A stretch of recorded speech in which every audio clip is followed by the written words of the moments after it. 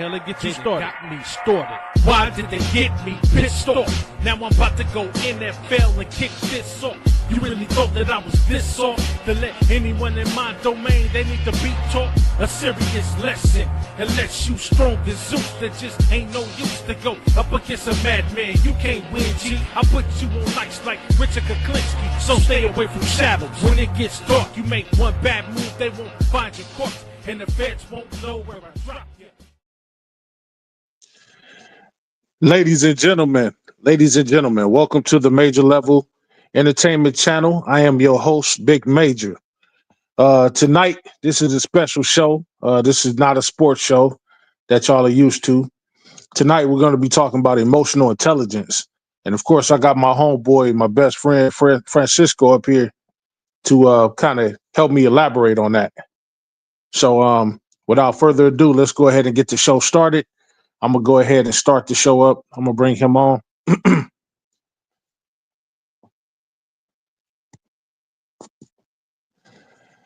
Frisco, you there, man?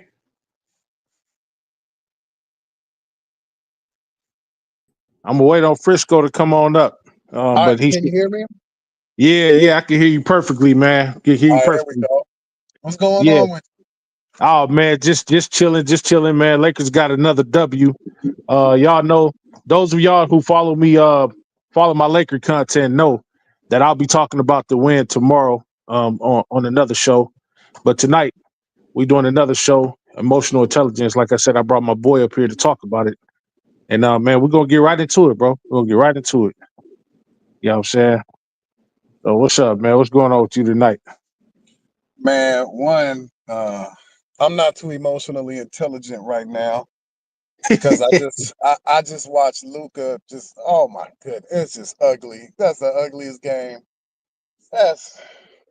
It was another ugly win. It was, man. We had an ugly win the other night.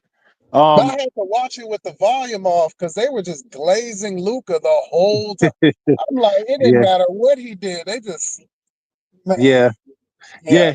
He's one of those guys where, you know, he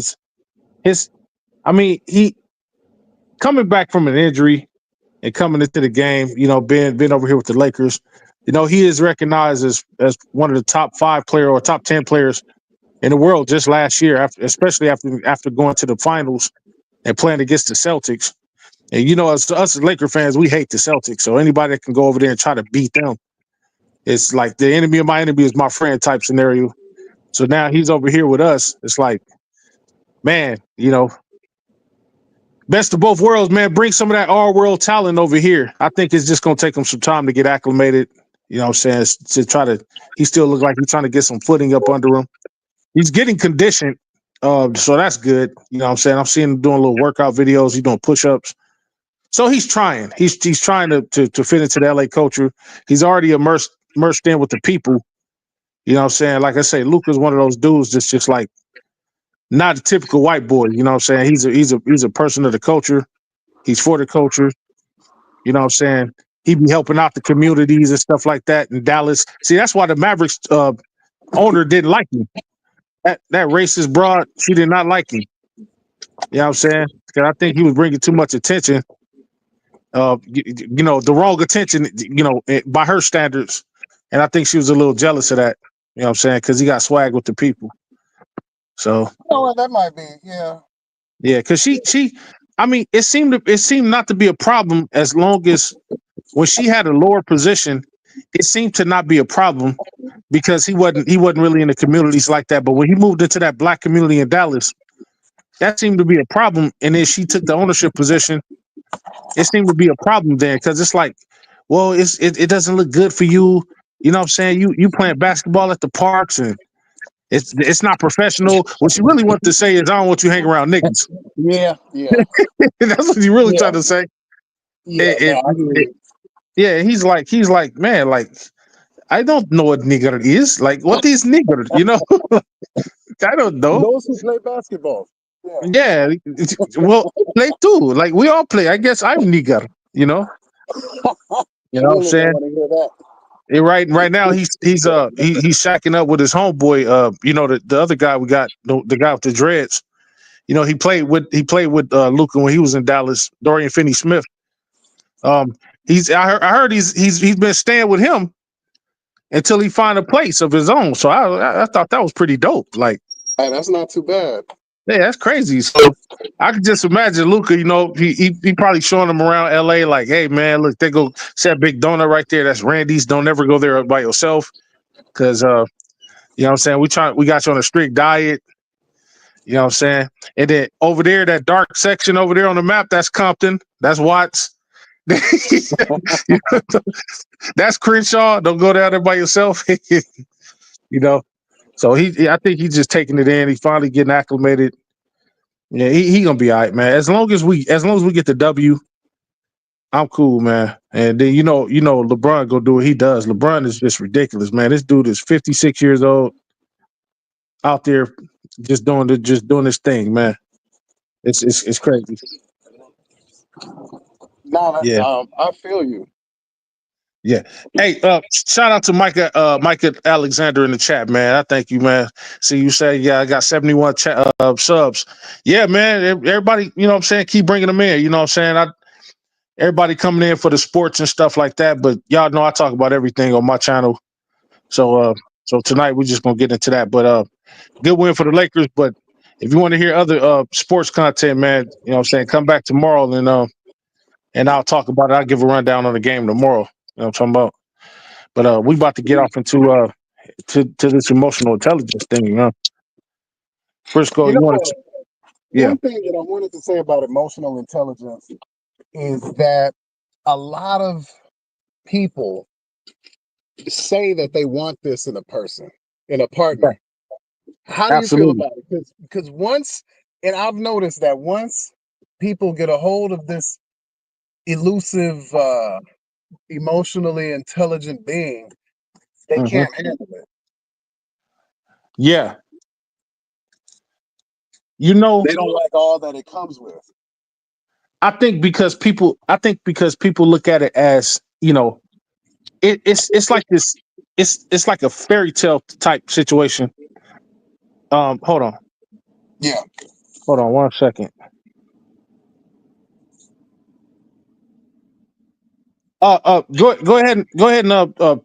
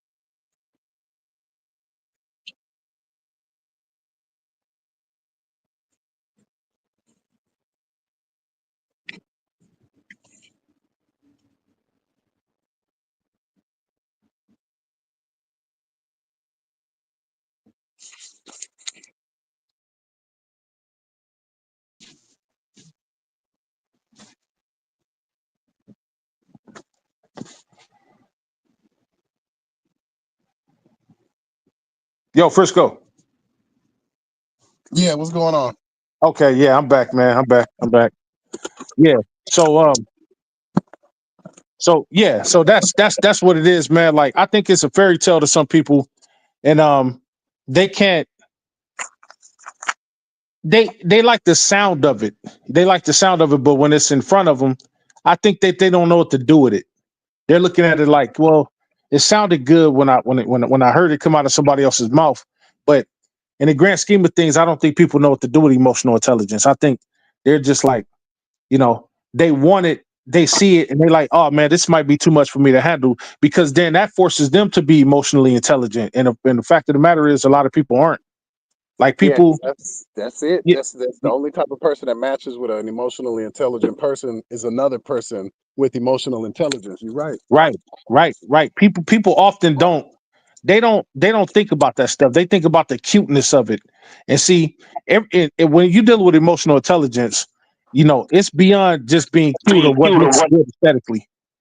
You know what I'm saying? You have to, there's real responsibilities that come with, being emotionally intelligent in relationships, business partnerships, friendships.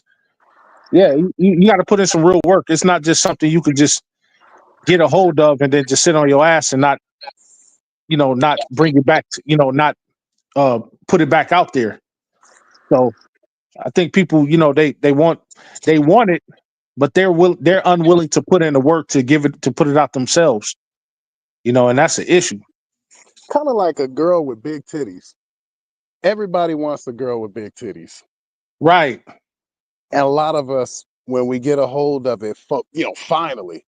Fortunately, I don't have a problem with that. I know you don't either.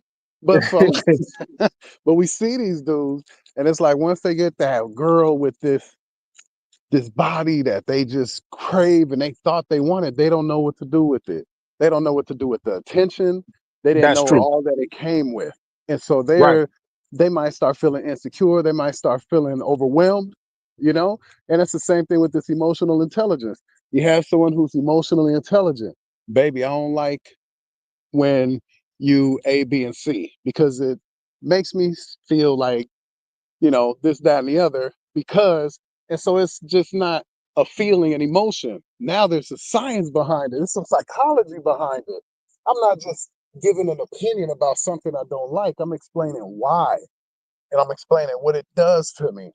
And it's like, this woman, or if you're a woman and you're looking in the direction of a man or whatever Right. you're into, it's like, I don't think I can handle that. What do I do with it now that it's here? Right. What do I do Right. with it now that now that this person is talking to me in a manner that is, I mean, you're explaining, all in this manner that you thought you wanted, Right. right? We thought we wanted it. We thought we wanted it. Now we have it, and it's like, what do you do with it? Right. I don't know, because there's no arguing. There's communication with an emotionally intelligent person. There's none of this, emotional arguing and heated moments. No, it's communication. I'm You glad you have a said that. dialogue. Yeah. I'm glad you said that, bro. I'm glad you said that, especially with the arguments, bro. Like I'm often telling people, I say I don't like to argue with anybody. I don't like to argue with women, the woman I'm with. I don't like to argue with family members. I like to argue with friends because one, I think that's beneath us.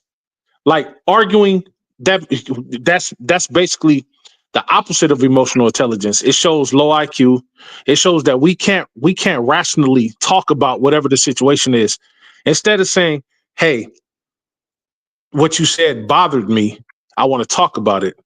We get mad and we start to fuss at each other. We start cussing at each other. Or instead of saying, um, I don't like the way that you address this.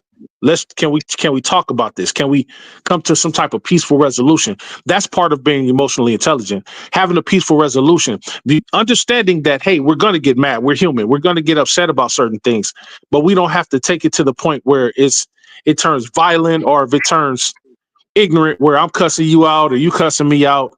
And then next thing you know, we both going our separate ways or we doing something stupid because we mad at each other. Over nothing. Instead, Yeah. instead of being mad at each other and saying, okay, we're mad at each other. I might be upset about what you said to me, or you might be upset about what I said to you. But let's work through it without being childish about it. Well, I'm not going to talk to you because I'm mad at you, or I'm going to withhold sex from you because I'm mad at you, or this and this and that. Let's Or I'm talk gonna about cheat it on as, you. I'm gonna cheat oh, I'm on going you to cheat because on I'm you. mad at you. Right. Now And you're that's in the paternity court. exactly, exactly. And that's the sign of, and if a person does that or they put somebody through that, they lack emotional intelligence. And it's important, especially in our community, man. Anybody else, they kind of deal with it. I think people by default and from other nations, they have more emotional intelligence than black folks because us, some of us still deal with post-traumatic slavery disorder, bro. We still deal with the fact that, with what we went through with other people, having what our ancestors went through with other people, whatever the case may be, and then passing that loser mentality down to us. Like, man, the world is against us. We know the world's against us because of who we are, what we are. We're black people, but at the same time, in knowing that, do we Do we sulk in that, or do we grow from that? Do we build from that? Do we say, you know what, because the world is against us, we're going to build stronger, not get weaker and just sully around in it like, well, the world is against us, so I'm just going to stay down here. The world has made us a permanent underclass, so I'm going to stay down here because that's what the world wants us to do. Or do we rise from those ashes and say, you know what? So what the world thinks about us? So what about what our ancestors went through? They're not us. We're sorry for what they went through, but they went through what they went through so that we don't have to go through it. So do we continue to play the victim, or do we rise up and say, you know what, even in the face of all odds, we can still get up and still have the intelligence enough to say, you know what, I'm gonna get up and do something with my life. I'm gonna be a better person today than I was yesterday. And when you have a knowledge of self, emotional intelligence comes natural because you have a knowledge of self. You're not letting shit get to you all the time. If you let something bother you, it's crazy. And on a smaller level, that PTSD, that post-traumatic slave disorder, you also have family trauma. And so if you Absolutely. grow up in a family where people are fighting, your mama's lying to your daddy's lying to your mama, and all these sorts of things, you think that's normal.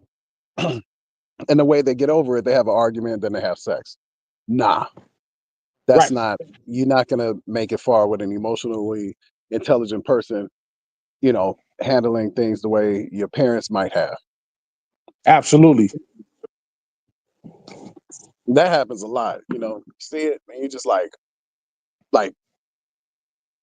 I'm sure you encountered it. You like, dating someone in particular, anybody, and they doing things like lying, for example. Oh yeah. Or gossiping. Gossiping. They run back and they tell their aunties and other women what the problem is, and they figure it out for you. And you like, no, I'm the other person in this relationship. Yeah, absolutely. With me. Yeah. Yeah. I'm glad you. Goddamn, I swear, man, our minds be linked up because see, that was the problem in my last relationship, man. If we didn't have a problem until I told her, I said, you have to set ground rules and boundaries in relationships, not in a tyrannical way, but in a way whereby it keeps it keeps your relationship, yours and the other person's uniquely. Nobody needs to know the ins and outs of the relationship. The only thing they ever need to know is that you're happy and that person's happy. They don't need to know what triggered an argument or what triggered a disagreement.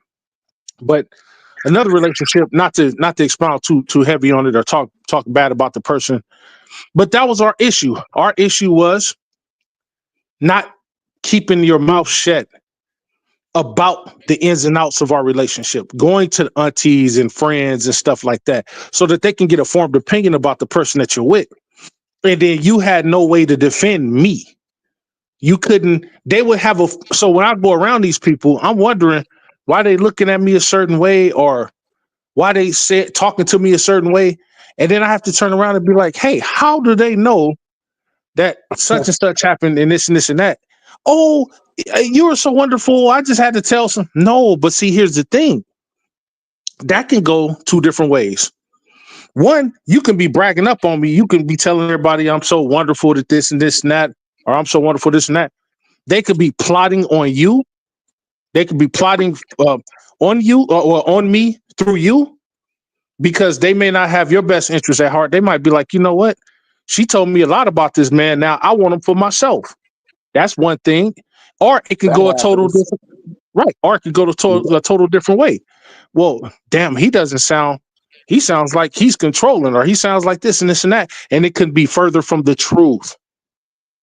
Either way it go, it's not good, because you don't put other people inside your relationship, in your relationship. You don't do it outside your relationship, into your relationship.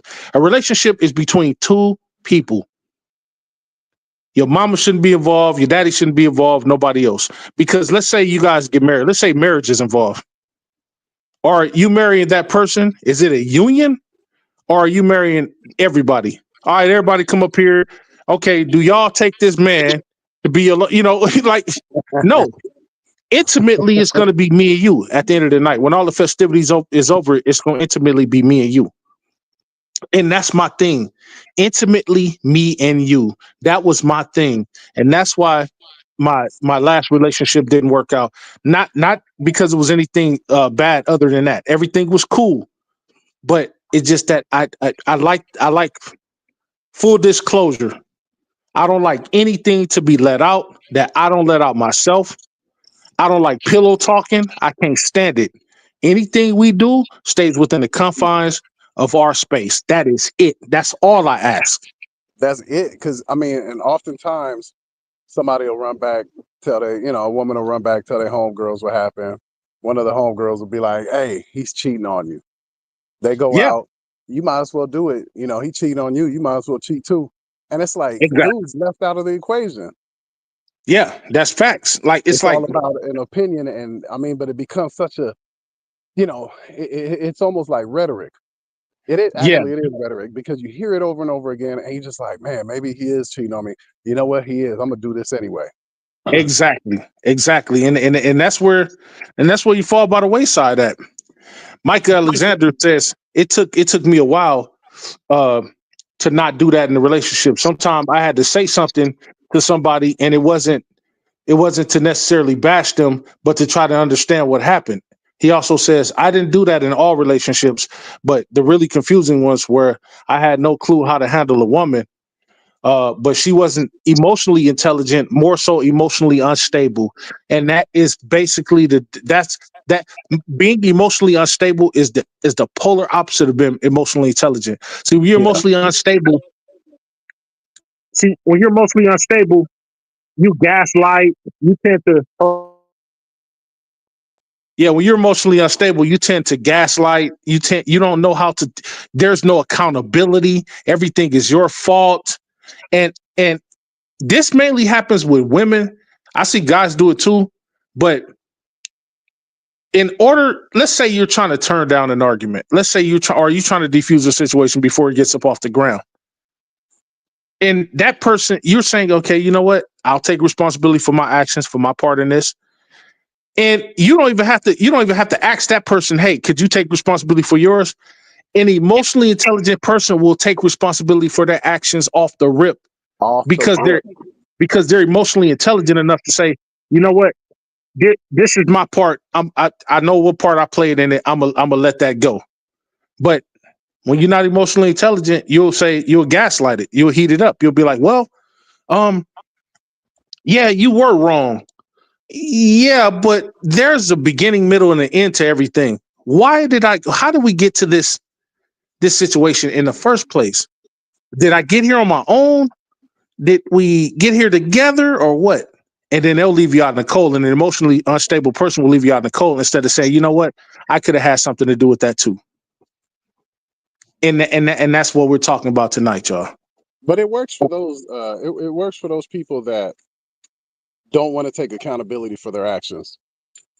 So they Right, form a team around them that'll agree with everything they say, no matter what. And it's like, that's right. not a friend. That's not a That's friend. not a But they keep friend. these people around. And I've seen women do that a lot. They keep these women around because when they screw up, they run, go tell, and then those friends back them no matter what. And it's like, yo, you keep doing that. True, You true. keep doing that, you end up alone. Really. Yeah, yeah, that's true, and that's why, and man, you know what? That's the reason why a lot of these so-called good-looking people, and I'm getting with that. You know how you see all these fine females, and you be wondering why the hell is she fine? Why the hell is she single? Or that's a good-looking dude. Why the hell is he single? He got money, he got a car, he got this, got that. Because people don't understand. It's not about looks anymore. For me, it's Nope. never been about that. Can you be my peace? See, for guys like us, bro, at our age group especially, can you be our peace? We're looking for peace right now, Man. not for Oh my goodness. it's Say it peace. again, So man. Yes. and peace can only be brought on from another person is if they're emotionally intelligent. If they're emotionally intelligent, then they'll bring you peace because they'll understand. They'll say, you know what? From a woman's standpoint, she'll be like, you know what? My dude has had a long day.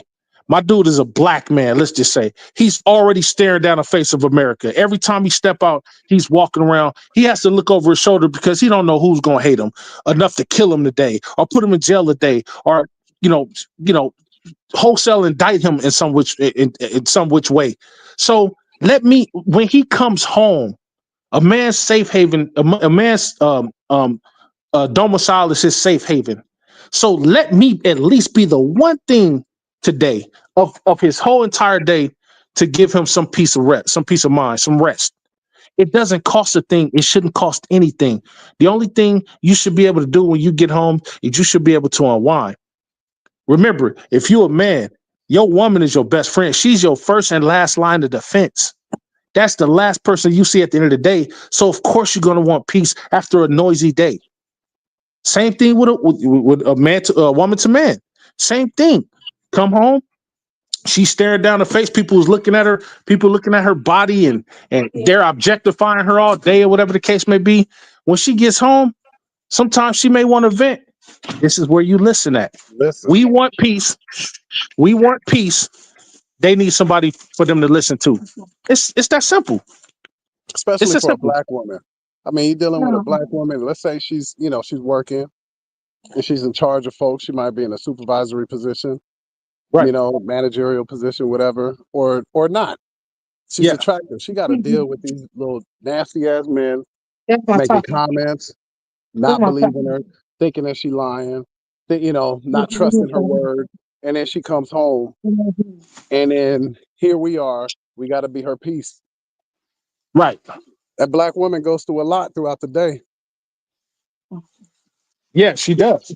She does. And see, I'm the type of person, I'm like this. I'm willing to listen and be her peace. You know what I'm saying? My significant other, we're going to do it both. You know what I'm saying? If she needs peace, she needs peace because she's had a noisy day, especially with the type of work environment she works in. And I know that. First thing I'm going to do is I'm going to comfort her with peace. And then if she has to tell me something, if she wants to just unwind her day, get it off in the form of words, then I'm going to listen. Now, some people can't multitask like that. Some people are like, well, I gave her a peace, so why should I have to listen? Or I'm listening, why should I give her a peace? Like some people can't do it. You know what I'm saying? But when you're emotionally intelligent, it's going to always come back to that. When you're emotionally intelligent, it covers a vast spectrum of things. You can be peaceful, you can be a listening ear, and you can be wise counsel. Because after, isn't it? Because after being her peace, after listening to her, now, hey babe, may I offer a word of encouragement? May I offer some advice to you? Sure. Now she's listening. Now she's at peace because she's listening. You already allowed her to vent. And here's a word of advice. You're dealing with people at work. Here's what you do. From here on out, don't treat people at work as your friends.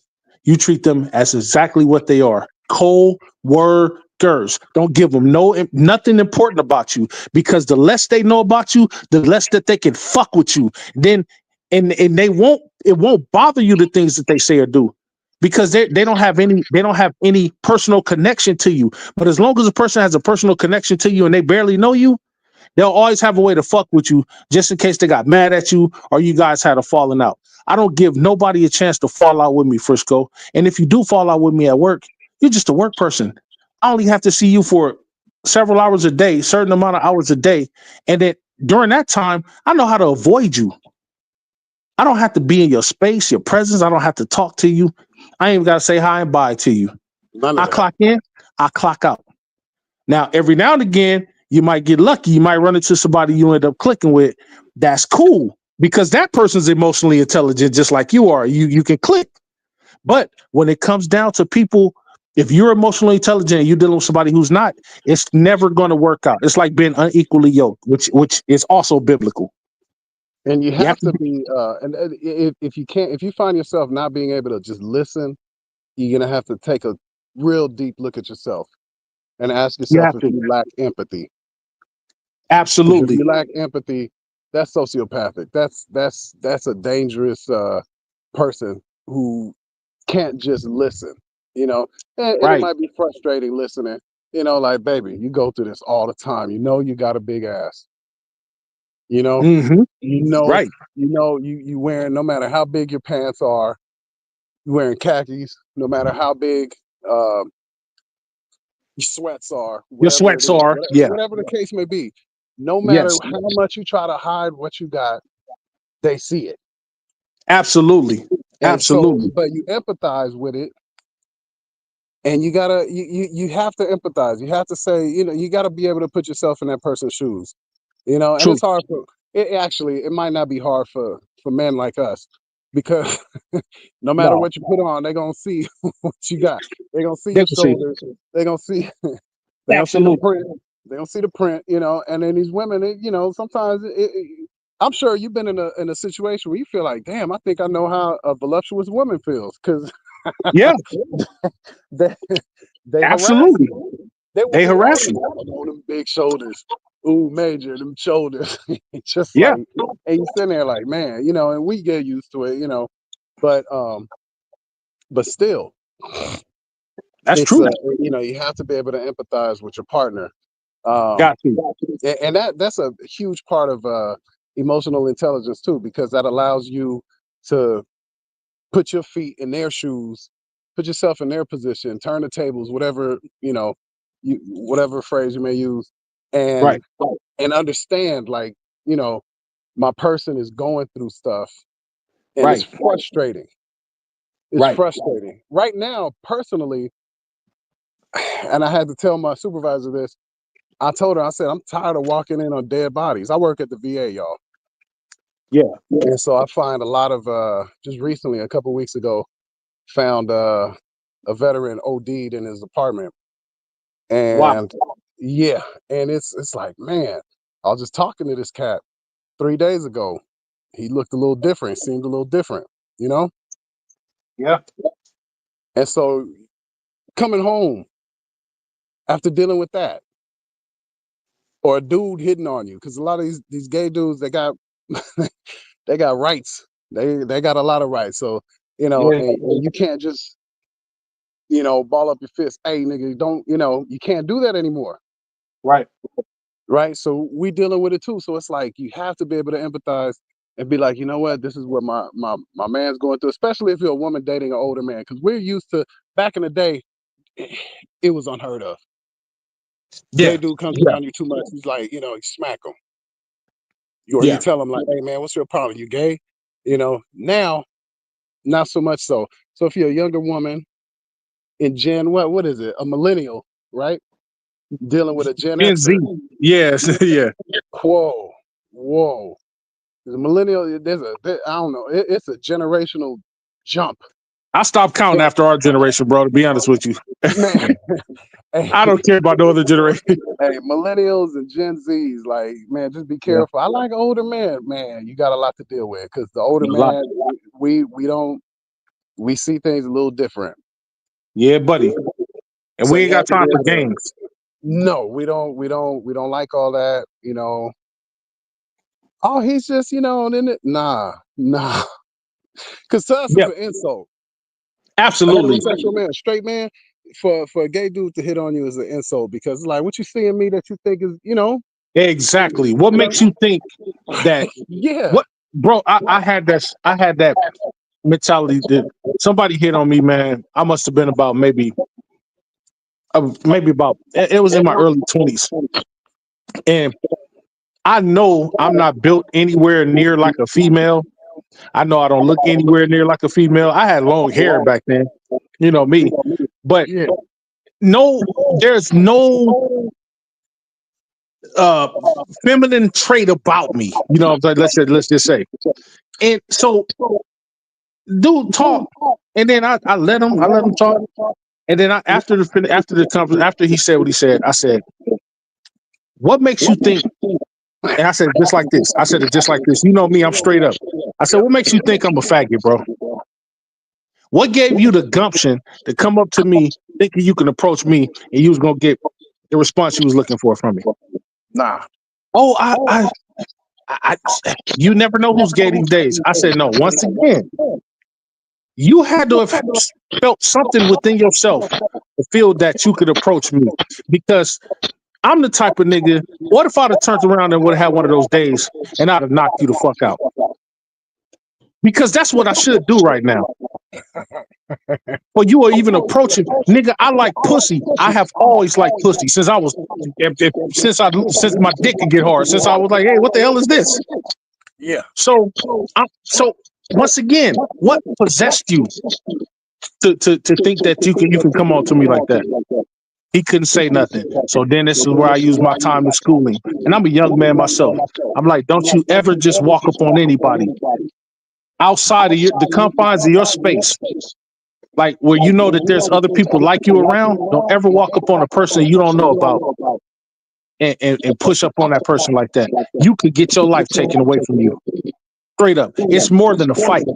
Somebody will kill you dead over that. They'll kill you dead. Now, I could have been one of them ignorant niggas who turn around and fire this shit up. Yep. But I know somebody didn't teach that man something, that boy something, whatever he was. Whoever was in charge of teaching him something dropped the ball. And I had to show him something. He was black. So I'm like, hey man, you should know better. Like we don't do this. Now I could see if you were in a gay community or you're in a club where you're around a bunch of people like you. You know what I'm saying? That's different. Cause then you know what environment you're in. You know there's other faggots around. But when you on the street, man, you might run into an absolute like maniac beast. Yeah. You know what I'm saying? And that happened to me when I was 18. Yeah. And this older man approached me, talking about, yeah, you should come over and we could have drinks. And I was like, what? I said, what? And I said, hey, cuz look, after the shift, you meet me in the parking lot. Facts. HR got involved. Back then it was 97. HR got involved, told the dude, like, hey, you can't just be approaching men like this. We understand that, you got a lifestyle, this and that. Back then, it was known as a preference. Preference, yeah. So we understand you got a preference. You can't just walk up. And he said, especially on a young man, he's going to take you, and I was ready because I was insulted. Yeah. Yeah. Went home, I had a girlfriend, went home, and at the time, girlfriend was my age, so she was insulted with me. She was like, what? Yeah. But now that I'm older, and those older women, I don't appeal to older women like that anymore. So it's always early 30s, and them, right. they millennials. Right. And like, what's wrong with that? Like, what? You're dealing with an older man. You can't just, and I guess the same would go for us, dealing with a woman who's being hit on constantly by men and women on a regular basis. True. And it's like, we have to be empathetic too. But I think women deal with women a little different than women deal with men. So if a man's hitting on all the time, it's insulting, it's all these other things, degrading, but to show empathy, that's godly. Show empathy, put yourself in their shoes, and you will see a whole heck of a difference, in their behavior. They'll trust you more. They know that, and that's that paternal instinct that you have naturally, that I believe I have as well, where we kind of like, well, tell me more about it, and they can vent. They say, safe venting with men like us. Absolutely. But women, you got to be understandable and understand that sometimes your man is going to have some venting to do as well about the same thing. Right. But we don't take it the same. No, we don't. We don't. So that ability to empathize, as a woman, you have to be able to empathize. And I believe that women are taught now, and correct me if I'm wrong, that men are here for them. Yeah.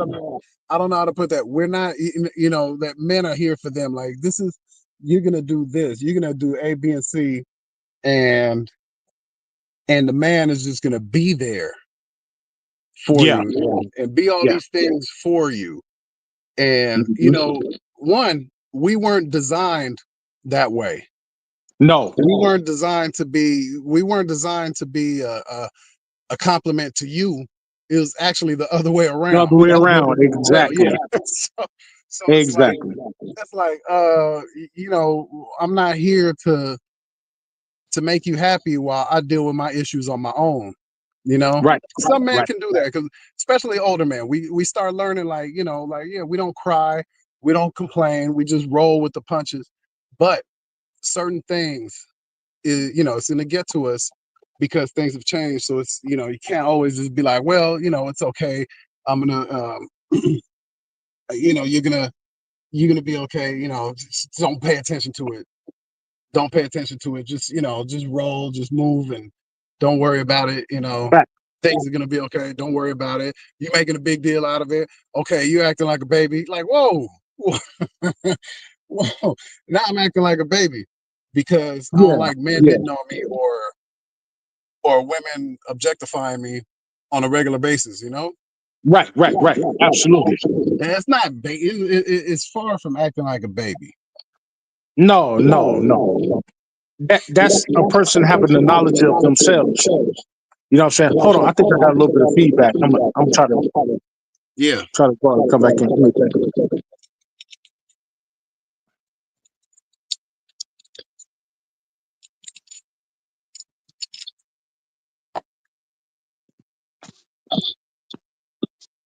Okay. Can you hear me? Yeah. I still got a little bit of feedback. I don't know where the hell that's coming from. Hold on. Give I me a hear second. echo.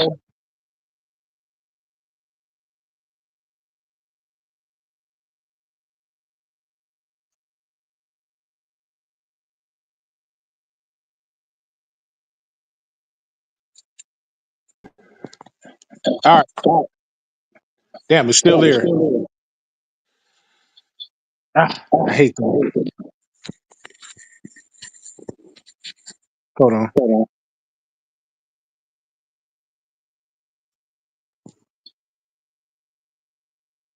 Wait a minute.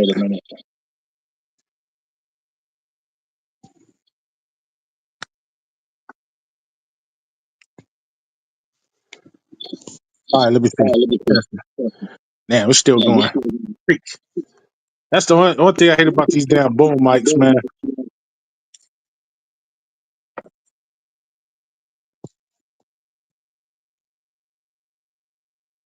Uh, Yo, how I'm sounding? Can you hear me? Yeah. Yeah, I'm still hearing the boom in it. I don't know why it's tripping like that. But yeah, man, everything you said, man, I was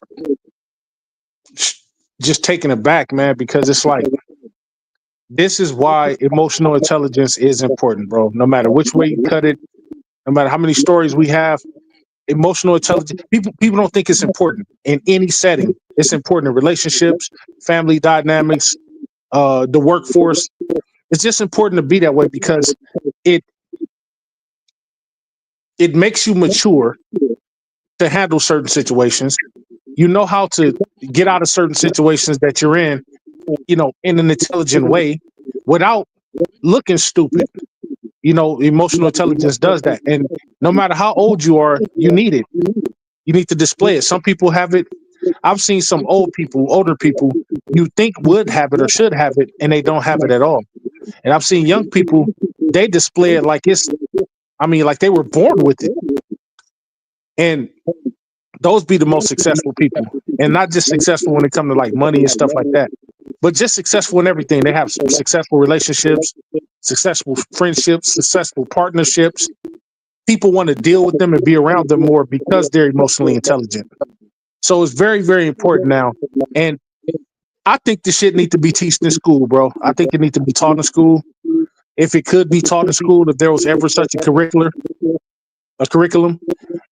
But a person would have to be willing to want to learn it. But if you want to stay immature, then it's never going to work. But I think everybody can benefit from emotional intelligence, man. You know, a lot of people, there would be a lot less divorces, a lot less breakups. There'll be more people getting married because think about it, just within our community, we're the first divorce and the last married. And that speaks volumes, and it's mainly because of lack of emotional intelligence. It's mainly because of that. Crazy statistic. It is true. And another statistic that's not surprising at all, but I'm just going to bring it up, is because it's going to go right into what I'm about to say. The Black woman in the United States is the #1 most educated person in the country. Yeah. And so when it comes to emotional intelligence, it has zero to do with your pockets. Absolutely. You don't beat a man. You don't become a man. You're not better than your man. You're not better than anybody because you have a certain degree, certain amount of education, and you make a certain amount of money. That has zero to do with it. Zero. And quite honestly, if you can't deal with that, then you're going to find yourself alone. You know, you can't deal, you know, you got a master's degree, you're gorgeous and all these things, and you want a man that has more than you. Okay, well, you're going to have to go out there and get a doctor. And that nigga's married. Thank you. So you're going to share a man, he's already taken. And the woman he has probably has as much as he does, or nowhere close to what you have. You know, she might just be a stay-at-home wife. Yep. You know what I mean? I met an older woman recently. She's one of my clients' sisters. She pulled up in a 2025 S-Class coupe, AMG 63, convertible, black on black, with a personalized license plate. This woman jumps out, Louis Vuitton bag, and I'm like, this is real, because it doesn't say Louis Vuitton all over the damn thing. It was small print. It was very, you know, it wasn't easily noticed as, oh, that's Louis Vuitton. No. Right. And, you know, and I just kept looking, and I was like, this woman is paid. Find out that she's married. The ring on her finger, them diamonds were so big. So the main one was at least 2 carats. Damn. And then the band, each of them was 1 carat. And there was 6 of them. Wow. I said, what in the hell? Right? So I'm looking at her. What do you do for a living? She worked at JPL. I'm like, man, okay. And I was like, well, I know you didn't buy all this on your own, because not at all. This kind of money. And so I'm like, this woman's husband is filthy rich, and she's throwing it at me. Right? And I'm just like, nah, you married. You know, and I had to excuse myself, and I was insulted, because I was like, what makes you think that I want to eat your pussy and get dick residue on my mouth? Like, what the fuck is wrong with you? Right. I was insulted personally. Yeah, no, fact. It should have insulted you, bro, because it's dick residue come in my mouth from the nigga, from your husband. What the fuck is wrong with you? And if you're willing to give it to me, you're willing to give it to anybody. Yes. So, there's nah, I'm cool. I'm not gonna be, you know, rest in peace to Kobe Bryant, but that white brother he was fucking with out there in the land of the Klan, you know, how many other scenes? Bitch had 6 other guys. Right. What the fuck? I'm not, you know, I would never. I remember I was young finding this out. I said, what the fuck? I said, this is how the world is. I'm cool. Yeah. But being emotionally intelligent, you gotta be able to look at it and be like, listen, you belong to somebody. And it's not me. And I'm glad you brought that up, because that brings it to what I'm always saying. Being a pussy junkie. I say, if you're a pussy junkie, if you're a man on the man spectrum, if you're a pussy junkie, you will jump into a situation like that. You know what I'm saying? Because you're a pussy junkie. You can't see past the fog of the pussy. You know what I'm talking about? But when you have dick dignity, I call it dick dignity. That's the opposite. If you have dick dignity, you will say stuff like, "No, you know what? Go home to your husband." And matter of fact, you'll try to even give her. Yeah, you'll try to give her words to as to why she should go home. Go home to your husband. Whatever is causing you to come out here, for you to step out on this man. Have you tried to work it out? Have you tried to seek counseling? Have you talked to God about it? Did you sit down with him? But I'd rather not be caught up in a situation whereby you're coming to me because you're leaving him for me. Who's to say you won't do that to me in 6 months or 3 not months? even leave. You just want me to be a thrill. Right. And I'm not, and we're beyond the thrill. We're beyond thrills. You gotta have dignity. Dignity, and it ties back. Dignity goes hand in hand with emotional intelligence. It comes right back to that, ladies and gentlemen. Now, let me go ahead and get to the chat. Mike Alexander, he said, "Man, I had a gay dude hit up on me to the point where he was about to buy me groceries at the Fresh and Easy back then. I let him know he didn't have to do that, and I don't swing that way. He respectfully walked away." Hey, y'all talking some real stuff right now. Big Baby Sports, man. What's up, man? Shout out to Big Baby Sports. Please go like, share, subscribe to his content, his channel. Go over there and deal with Big Baby Sports. My guy. Hey, you know what? He's lucky too. He's lucky that what was his name that just the comment you read? That was Mike Alexander. Yeah, Mike Alexander is that dude's lucky he ran into you and not some ignorant dude out there. Exactly. Because some ignorant dude, like I said, it could have went south. Or you could have been the type of guy that said, you know what, man, I'm gonna do you in today so that you'll never approach nobody like this again. And that would have been that dude's last day on the planet. That would have been it. That would have been it. So that's why the whole emotional intelligence thing is so important, y'all. You know what I'm saying? That's why it's so important. He gave him a pass for real, because that's crazy. And gay dude might have been thinking, well, you miss all the shots that you don't take. Yeah, but you take a shot, it might get you. Exactly. That one shot that you talk about, the one shot that you actually talk about taking, could be somebody taking the same shot at you, and it's the last shot you'll ever see in your life. That's the last shot. The last one. Hey, yo, get those likes, shares, subscribe up to the content, man. If you're new to the channel, come in, hit that subscription button, man. Come on in and join the party. But that was big Alexander over there, because man, that is wild. We in public, bruh. Yeah. We in public. That's like when Diddy try to get 50 to, I'm gonna take you shopping, Playboy. Fuck. Yeah, no, you ain't taking me shopping. Hey, nigga, I'll take me shopping. Hey, it would have been a 2-piece right there. Like, I'm not a bitch. And a bit with a biscuit and some fries. Yeah, I'm not a bitch. I'm not. This is not. We on camera. You doing this in front of people? I'm gonna take you shopping. What? And you have to establish that, man. You have to establish sometimes some things need not be said, but sometimes you gotta put it out there. Hey, look, man, I don't ride like that. I don't know what made you think I do, but this gonna be the first and last time that I tell you I don't fuck around like that. So because I know you probably didn't know, I'm gonna give you grace this time. But now that I've told you about it, you shall never approach me again like that. Because the next time, I'm not going to talk to you. There's not going to be no words. No, it's going to be firecrackers. That's some serious emotional intelligence right there, because that could have been a disaster, man. Yeah.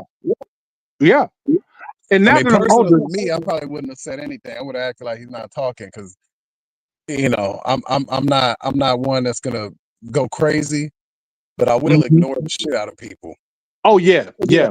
And you know what? That's worse than going crazy, because one thing a person hates is being ignored, boy. They hate that. It's dismissive. It's very dismissive. They hate being ignored, because I mean, some of the worst fights I ever gotten in was because somebody ignored me. I'm like, all right, you ignored me, Matt. You ignore this. Here, let me. Oh, hold on. Let me piss on your backpack. Oh man, at work, there was this little dude banged on me.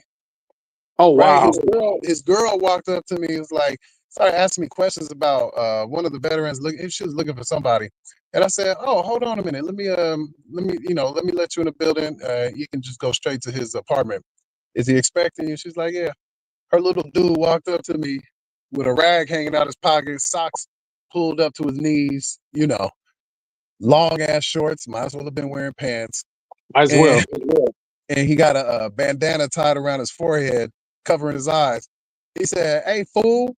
He said, "Hey, we got a problem. We got a problem." And I looked at him. I was on the phone waiting. I was on hold. "We got a problem?" And I looked at him and I pointed at the phone like, "Nah, man, I'm talking." Yeah, what the fuck? Hey, I turned my back on him and kept waiting on my phone call. Dude walked away, dismissive. Yeah, that hurts more than anything. My kids were like, "You turn your back?" I said, "Yeah, man." I said, "Look, worst thing that could have happened, he would have swung on me, hit my brick head, and then got torn to pieces." But that,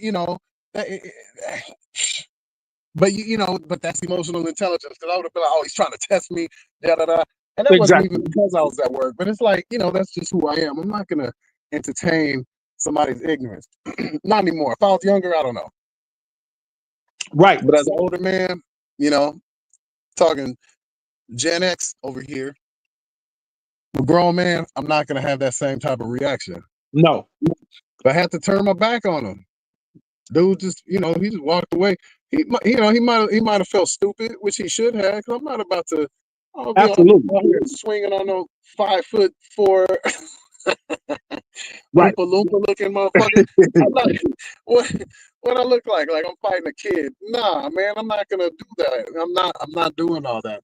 That's how I feel, bro. Man, that's how I feel. I'm like that now. My life is threatened. That's different, but that's also emotional intelligence. Not getting into fights, not getting into unnecessary verbal altercations. Right.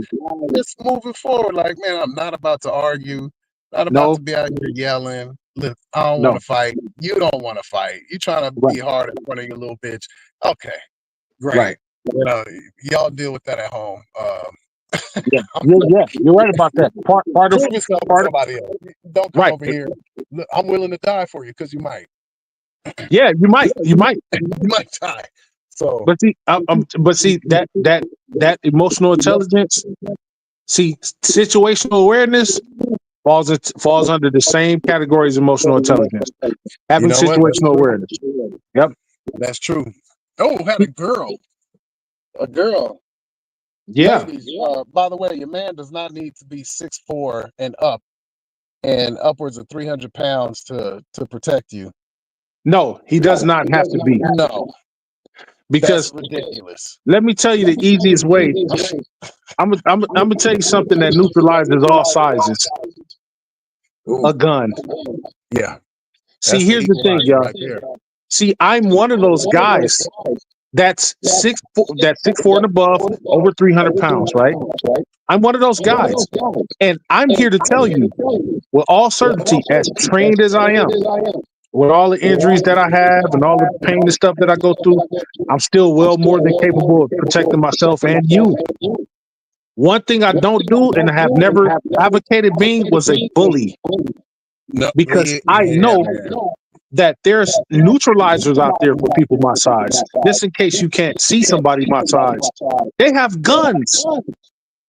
And while I'm thinking my muscle can get you, I'm not thinking that you got a 38 special behind your back just waiting on me.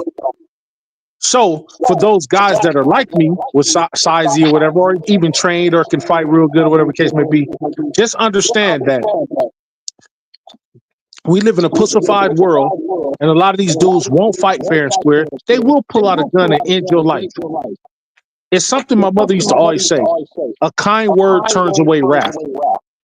That's why me being a big guy myself, I always have the disposition of kindness. I don't walk around like a threat.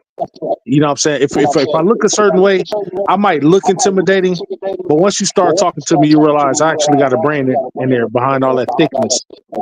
You know what I'm talking? You say, oh, that one girl, you gotta talk about that one girl when I think the story was you were in a Celica. And I started laughing because I didn't understand how you put it.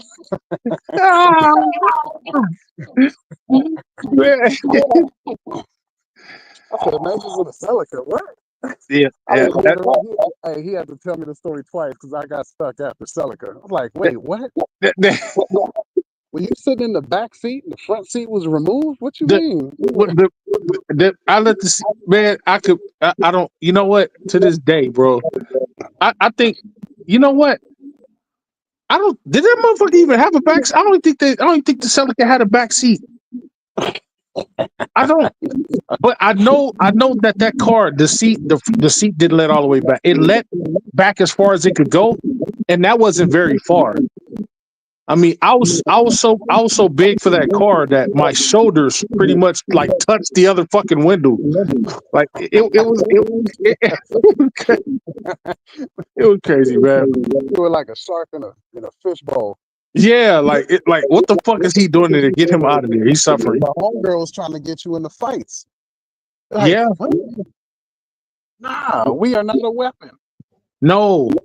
I had a long discussion with one of my coworkers. She kept calling me scary. You this, you that. And I'm like, man, what's wrong with this bitch? Right? But so I finally let her have it one day. I said, you know what? I got kids. I got a mom. I got a sister. I got women who depend on me. What I look like getting into a senseless fight and risking being arrested, ended up in prison because I killed him by accident. He fell the wrong way. After I knocked his ass out, he fell the wrong way. Right. Yeah. And here I am in prison. And who's raising my kids? Exactly. Who's looking after my mom? Exactly. Now they're subject to the streets. They're subject to going out in the streets, possibly getting killed by the police because their father wasn't there to keep them out of certain situations like that. Exactly. Or they're getting raised by some motherfucker who don't give a shit about them. I mean, see, people see once again, emotionally unintelligent people don't understand those things. They think everything has to be a fight. They think, oh, you're big. You're supposed to do this. You're supposed to protect me. Not by fighting somebody, not by starting shit. Now, yeah. if somebody comes up on us and we're in the throes of a certain situation, of course you have to defend yourself. But I'm not about to go fight because you couldn't keep your mouth shut as a woman, and you called a nigga a bitch ass nigga, and he turned around and called you that back, and then you coming to me and you're making the story one sided. Well, he called me a bitch. Well, what did you say to him? Did you provoke him? Well, no, that's not the point. It is the point. You should shut up. Because you putting the point. It's not about being scary. I'm not afraid of nobody that bleeds. My father used to tell me anything that can bleed can die. Nobody knows that concept more than me. Trust me. Anything that can bleed can die. And I'm not afraid to die. But I'm not about to go out there and die senselessly over something. First of all, I had nothing to do with me because I know how to keep my mouth shut. And it's not about being afraid. It's about situational awareness. It's about having an understanding that, hey, it's people out here that's not playing games with you. A person, all it takes is a person. Let's say somebody see me coming. I'm about to go get Major on you. You see me coming. All you see is shoulders, arms, legs, the fucking ground cracking up under me. And you say, you know what? Even if he can't fight, or even if he's a tall, cream puff, marshmallow puff guy, like the dude from fucking the Ghostbusters, even if he's all of that stuff, do I want to take a chance on that? No. So let me go get the blower and shoot everybody. Exactly. All because you couldn't keep your mouth shut. Yeah, we understand as men. We understand that that's the reason why men don't get into shouting matches. Because we understand that I don't want to fight. No. Not over no nonsense. My life is not threatened. Nope. So we're not out here yelling at each other and carrying on like that because I know I'm not going to be yelling. I'm going to be like, you know what? Come on, let's go outside. You want to yell. Mm-hmm. You want to keep acting like this. We can just go outside. Let's go outside. Let's talk about it. I don't have to talk about it. I'm not going to talk about it. But the ladies, you got to understand. That's the reason why we don't yell at each other too, because we understand. I think there's a certain sense of emotional intelligence in most men to that point, to that degree at least, that we understand we can't just be yelling at people. Right. We can't just talk at, like, I think there's an understanding whereby we talk to each other, come to a peaceful resolution if we can, if at all possible. Hey, look, man. Like, if I'm mad at the homie about something, I'll pull him to the side. I'm not going to berate him in front of everybody. No, because that's embarrassing, man. That could cause a whole other issue. Exactly. Pull you to the side. Hey, man. Hey, I don't like what you said back there in the midst of all those people. This is me and you back here. I don't like what you said. And then if you're emotionally intelligent enough, you'll see that and be like, you know what, man, I was kind of foul for that. My bad. We shake hands on it, and it's cool again with guys. Like we're not so. Yeah. We're not so childish or emotionally unintelligent whereby we can't handle ourselves and be like, hey man, you know what I'm saying, shake it off, you know, boom, and go and finish the domino game or whatever the case may be. But when you want a little punk ass Rudy Poots that hold on to stuff, you get loud in front of everybody. Yeah, motherfucker, I don't like how you did this and blah blah blah blah blah. And then you try to be like, hey man, you know what, my bad, I'm sorry. No, nigga, fuck you, sorry. Blah blah blah blah blah. And I'm like, whoa, like who are you showing off for? Are you showing off for the people around you, or are you showing off for yourself? Yeah. Because I'm not impressed. What you trying to prove? I mean, Chihuahuas bark when you walk by the gate, but when you open the gate, they run. They don't come out the gate. Nope. You know, so but you know, but people got to learn, you know what I'm saying? That's why it's important for us, you know what I'm saying, to try to teach the young people up under us, those that are willing to listen.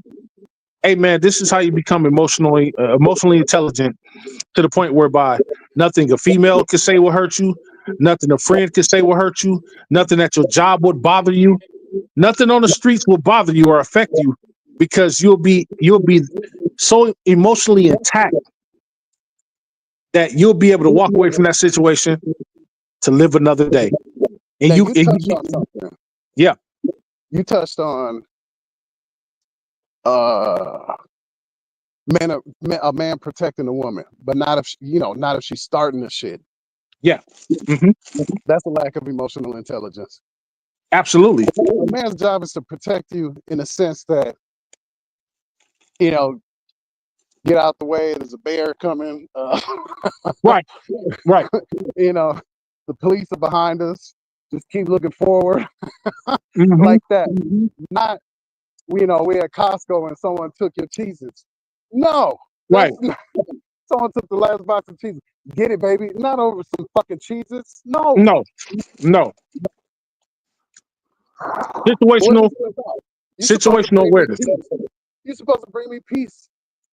But you get right. You're trying to get me into fights to show that, yeah, he's willing to protect. No. I'm done taking tests. You're not about to test me. See, you know, let's see how far he goes.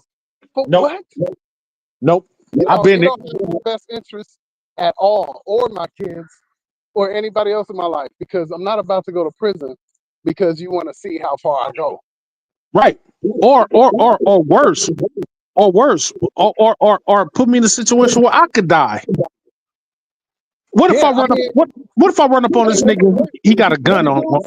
Exactly. That's what I was about to say. What did dude say? Andrews one time. He said, "Oh, hey, you the type of dude I just gotta shoot you." Yeah, he was talking about me, you, and Kevin Moore. Yeah. He said, man, y'all cool and all, love y'all and all, but man, I ain't fighting y'all big ass. I just kill you. Yeah. I'll shoot you. And guess what? He got 4 kids. He got a lot to lose. Bro, I couldn't be mad. You think I was mad at that? No. I said, you know what? If I was you, I'd shoot me too.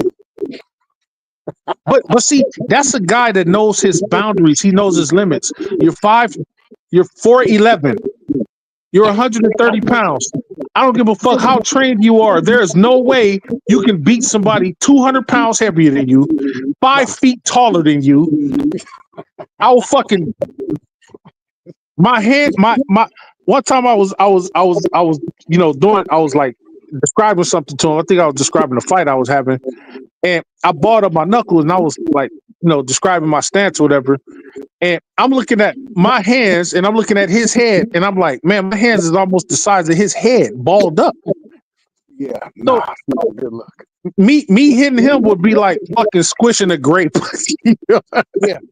So for him to tell me that, even though he said no offense, Major, I said no, none taken. You better kill me. You man, if I see a nigga that small ever running up on me like that, I'm gonna assume one or two things, Frisco. One, you know some serious shit whereby you're sure you could take me down. That's number one. Number two, you got a gun. Number three, you got an army somewhere that you can whistle up and call. Then 35 niggas just air dive out the fucking sky. or you got some type of like PIM particle that can help you grow to be big, a big gigantic motherfucker. If you don't have any of those things, there's no way you're beating me in a fight. Because all I got to do is get one blow on you, and that's it. You're fucking through. So for him to say I would shoot you, Kevin Moore, in Frisco if I had to, hey, I couldn't be mad at that. I couldn't be mad. What was I gonna say? Oh man, that's some bitch shit. I'm 6'5", 375. Yeah, he's about 5'4". If that. Yeah, and heavy for him is about 150. Bro, when he had that little stroke or whatever little thing he had, the little convulsion he was having, I went back there, bro. I picked him up, got him off the ground. He couldn't get up. He reaching his hand up, and then he was like, I'm cool now, but I need help getting up off the ground. Man, I pulled him up. Actually, I didn't pull him up. I allowed my arm to be a fulcrum for him to pull himself up. All I did was just stick my arm out there, and he just pulled himself up. My fucking arm didn't even move. And then he was like, "You a big fucking strong motherfucker." Out of the stroke. He said, "Well, you a big." Fuck, like, because he used to have those little episodes, those little, not a stroke, the seizures, seizure, and it left him kind of weak. And he was like, "Man, I just don't want to get up off the floor. I'm okay now, And I put my arm out there and I was trying to pull him up. Well, I was going to pull him up, but before I can pull him back, he used my hand as a fulcrum to pull himself up. That's wild. And I was like I didn't even fucking move. And then he was like, "Man, you didn't even fucking move. Like I was pulling on you, you didn't even move." I said, I didn't notice. I just, helping a friend in need. I didn't notice." And he was like, "Man, see, that's why I said what I said before, I said, well, we just hope we never get to that point. You know what I mean? You know what I'm saying? But I'm never gonna be the type of dude to be a bully. That's never been my style. Never. Nah, man. Hey, I'm going through some bully shit right now. So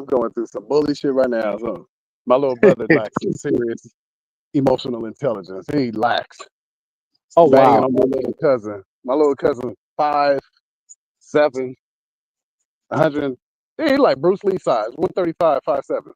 Oh man. And my brother getting on, yeah. And I was like, I said, hey man, next time I got cousins, Linnell and Junior. They one's a meth head, the other one's an alcoholic. And their sister be calling me when they start acting out at the house. Like, can you come pick us up? Take my mama. And I'm like, yeah, I got you. And I roll up knowing I might get into some shit. So I told my brother, I said, hey, since she's so bad, come with me. Next time they call and need help, I'm going to need you to go down there. Since she's so bad. Don't be a bully. And what do you say? Nigga got quiet. Oh, nah, you don't understand. Like, no, I do understand. Don't be a fucking bully. Don't just be like, yeah, you're all rah-rah around the dudes that are smaller than you, but I'm over here dealing with both of these niggas is bigger than me. Big hands. big heads, and I'm like, I'm about to, I'm about to rumble. I ain't scared, you know. I'm like, all right, I'm about to rumble. I don't give a fuck, you know. They need help. I'm coming through, you know. And you know, for the audience, I'm not a little guy. 6 feet 240 right now. Yeah, that's not little. and for the record, he's a big black motherfucker. And what I mean by black, I'm talking about Wesley Snipes black, bro. Don't let his voice fool you. The nigga's dark skinned. But 6 feet 240, and ain't nothing, you know, ain't nothing soft on me, you know. Facts. So I'm over here.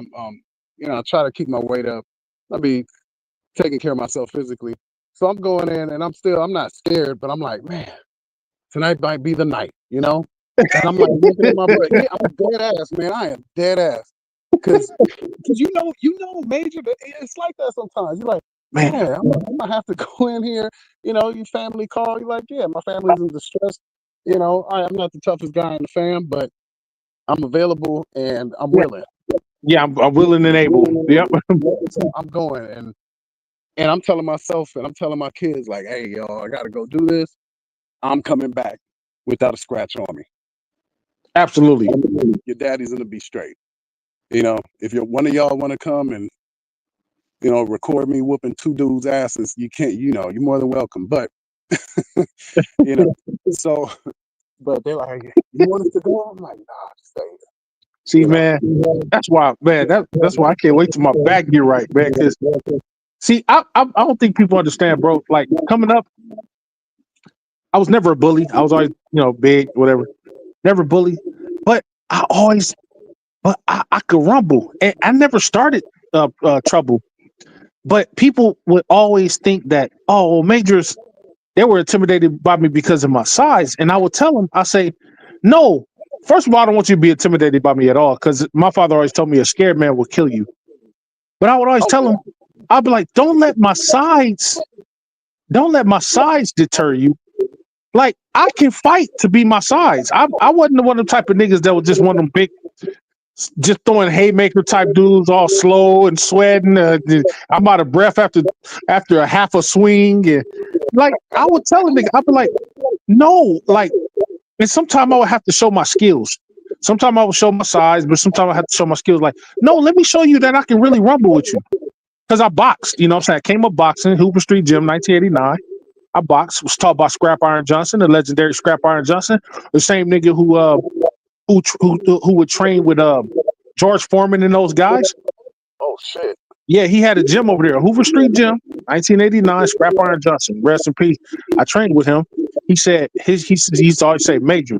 He said, I don't care how hard you hit. If you can't move your feet, somebody would knock you on your ass. And sure enough, man, when I was going there and had little sparring matches, clearly I was more powerful than everybody else in there, including the grown men that were in there. And I'm fucking 12, 13 years old.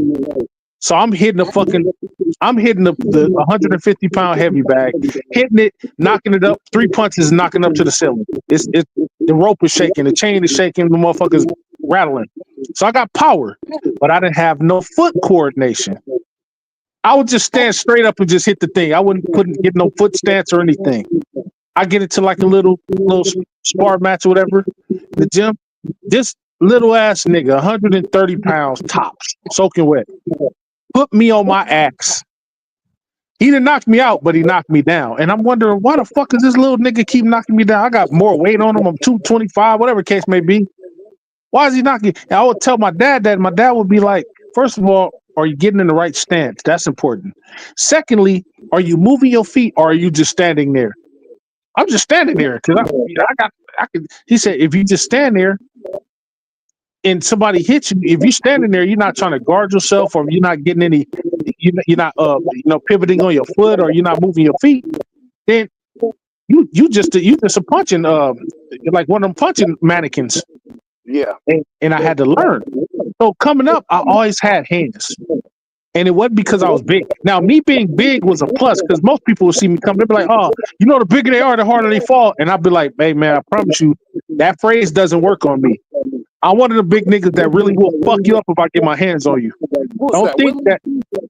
Yeah. You said bigger are they, harder they fall. I said, man, I said, okay, I'm not gonna use my side. Now I could body slam you too, but I'd rather stand up here and trade blows with you. But I say all that to say that when you're dealing with somebody, you're dealing with people. The first line of your first thing that you do is you try to defuse the situation first. That's what I do. That's emotional intelligence. I try to defuse the situation first. There's been times where I've got into bar fights, which were fun, by the way, especially when I was younger. But I will always be like, "Hey, do you have to touch on the strippers on the stage? Do you have to touch them?" Yes, motherfucker, I gotta touch them. Okay, if you must touch them, are you asking them? Can you touch them, or are they allowing you to do it, or are you just doing it on your own? I'm doing it on my own. Okay, why are you doing it on your own? Because I can do whatever the fuck I want. Yeah, but see, it doesn't work like that. See, the policy says hands off the females unless you give them the money or you're a part of the act or whatever the case may be. Fuck you. Okay, look over at the manager. The manager doesn't give me the nod. He nods no. I said, hey, sir, you have to go. I can't put my hands on you or anything. I know you can't put your hands on me. That's why I can say whatever the fuck I want to you. Look over at the manager. The manager says no. Then the guy says, so fuck you. Spits on me. Look over at the manager. Manager gives me the nod. Yes. Now I can fuck you up. He needed that word. He needed that word. Hey man, the firewater had him feeling brave. Yes, but once again, I learned emotional intelligence very early. Because had I not learned emotional intelligence early, I'd have probably been a fucking serial killer. I'm sure I would have. Well, you had a great example. Your father. I mean, I didn't know him. I didn't yet, but your father. Your upbringing, and that's what I was talking about earlier.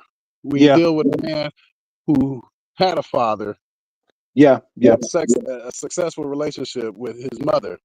Absolutely, cannot, and I'm sure that your dad and his mother, he learned from them, and so it's passed along. So you meet a girl, when a woman meets a man like that, it's going to be very hard to manipulate, gaslight, and all that business. Like, there's no manipulating a man who's brought up right.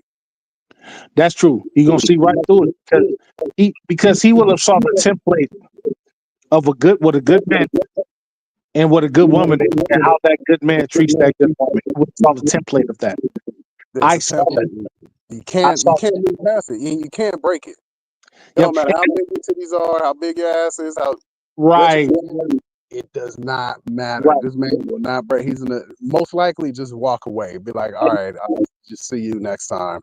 And that's why I can't deal with this. Right, and exactly right. And that's why, my friend, that's why I have big dignity. That's why I'm not a pussy junkie. Because of that, bro. Like, I saw my worth, and I saw the worth, in a woman. And I'm like, you know what? You don't have to show me your ass cleavage. You don't have to show me that. You don't have to pile up a bunch of makeup on. If I love you, and I love you the way you are. I love you the way other people don't see you. Other people, all they see is beauty. They see the surface. And see, I'm telling you that I'm not looking at you. I'm looking into you. If you guys understand what looking into a woman means, they think looking into him and looking at him is the same thing. If you go to work, ask any guy you encounter, say, what does it mean to look at a woman? Then they give you the answer. Then ask them a question. What does it mean to look into a woman? I bet you the answer would be just about the same. It will. It's a big difference. Looking at a woman, you're looking at the surface. Right. Yep. It's the surface. Oh, she got pretty hair. She got pretty eyes. She got big breasts, big ass. But if you ask a man, how do you look into a woman? What's looking into her? You say, you know what? I see through her eyes. I see into her soul. I see what type of spirit she has. I see that she's an M&M. She's marriage material. I see how she interacts with other people when nobody's looking. I see how she how she has confidence, but yet humble at the same time. Notice he didn't say anything about her personal beauty. Everything was innate and inert. And that's the difference between looking into somebody and looking at somebody. I don't give a fuck about all that makeup. Nah. I want to see you. I want to see you when you get your ass up in the morning. Fucking cigarette burns on your cigarette burn mark on your left hand. Fucking love handles.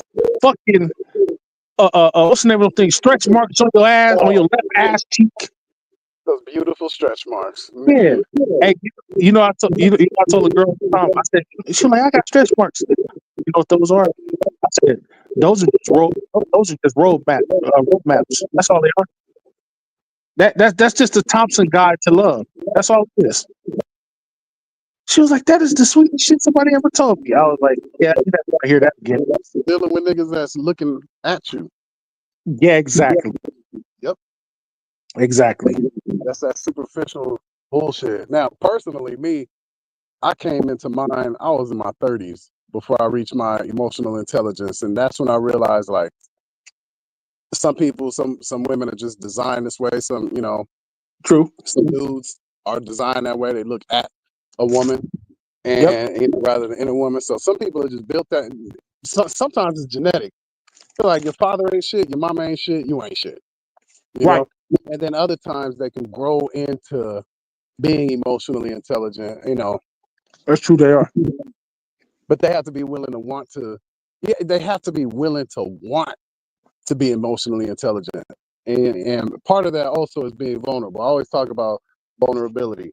You have to be vulnerable. You're not always going to be, stoicism is great, but in a relationship, it's not going to go too far. True. Not in a relationship. You got to open yourself up a little bit, because that's how, by you opening yourself up, sounds crazy, but by you opening yourself up, you're learning from a person. You're showing the person how to love you, learning from that person, and then you're allowing them to learn about you, learn who you are, so that they'll know. And you never know, by you opening yourself up, you might teach that person who don't know emotional intelligence. You might teach them emotional intelligence by opening yourself up. So it's a world of possibilities. Absolutely. Yeah, you've been around, you did everything under the sun. You watched a lot of porn when you were growing up, because smartphones were in, and you just look up, whatever, and might be a hole. You still got to come with it and be like, yeah, this is what I used to do. This is who I want to be, or this is who I am now, and leave it up to the man to decide. Do I want to invest my energy in a woman who's capable of behaving this way? Right. You have to, and that's emotional intelligence, because at the end you might miss out on something, but you have to be willing to deal with it. Like, yeah, you know what? That's my past. That's my resume. No one ever went to a job interview without a resume. And that's what this is. You go into a job interview, you want to be this man's number one, you got to open up. You got to open up. If you don't, it's going to be nigga finding out shit down the line, and now I can't trust you because I found out you never used the rubber in your life. Yeah. You had one night stands, you had 3-ways, you had 4-ways, you had all these types of things, and you never, I gotta know, do I want to invest my energy and my time into you, and he might not. That's fact. She might be like, you know what, this nigga hit all his girlfriends. I don't want to. I don't want to be the next one. Absolutely, they should compatible. Yep. Got to be open. Let them know, like, this is who I am. This is what I did. I don't want to hit women anymore. I don't want to be a hoe anymore. Whatever it is. Are you willing to invest your energy in me? And a lot of these dudes that go both ways, same thing. You can't decide, oh, I'm not gay anymore. No, nigga, you gay. That's right. Yeah. Tell the woman, like, yeah, I suck dick. Yeah, I did this A, B, and C. If you flip, you flop. If you flip, you flop. You flip, you flop. You know, that's how shit spreads. But you know, if you want to be with me after I did all these things, I'm an open book. You want to make this investment or not? No. All right. Well, I wish you the best. Facts. And keep it moving. But that's emotional intelligence as well. You can't just decide like, oh, I'm a lie and I'm gonna put up this whole front so that I trick him into being with me, and you know, and then you know he'll never know. You know, my girlfriends know, and that's enough. No, your girlfriends. What are you talking about? Right. Well, we definitely got to do it. Hopefully, I got better sound because this damn thing I'm doing it from my phone. I'm definitely going to have to go back and listen to the show, man. I know it's going to be a bunch of people who want to listen to it. For those who come in and see it or listen to it, once I put it up on YouTube, I'm gonna do some editing, and then I'm gonna put it up. And it'll be up there, you know, for viewing. But definitely a good show, man. You know what I'm saying? We always bring it when it comes to topics like this. So we're gonna do another show. And next time I do a show, I'm gonna do it on a day where it's not a Laker game going on. I feel like everybody's focused on the Laker talk now, after the game podcast and stuff like that. So we won't get a lot of views over here. So next time I'll try to do it when it's not a Laker, get more people coming, giving us some feedback. But I do appreciate it. After a fight. You ever thought about that? Huh? Doing a show after a fight.